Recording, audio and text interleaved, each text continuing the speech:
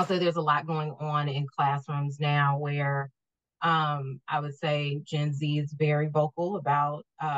their concerns, whether it relates to syllabi and the type of authors, et cetera, that are chosen, or it's questions about, to the professor about techniques that are being used or bringing to bear different traumas or triggers into the classroom and how that's impacting them and talking about certain subjects. We're often asked to kind of step in to try to manage those situations because they don't tend to stay small. They tend to start in that space with some questions and things being asked or challenges posed, and then kind of escalate up to how the professor did or did not respond correctly. Then how did the administrator support or not support either the students or the administrator? And then now the whole department is kind of enmeshed in this conversation about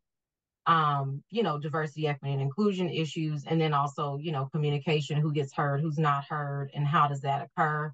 and what process exists or does not exist to really manage these types of difficult and sticky conversations. Some of the kind of key skills we, are trying to impart, but typically after the fire has already started, which is not the best time to be learning how to be a great mediator or communicator.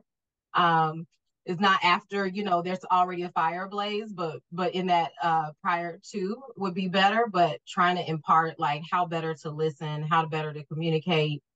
how to figure out what the real needs and interests are there, and then figuring out what are the kind of key pieces of justice that are coming up that can be applied.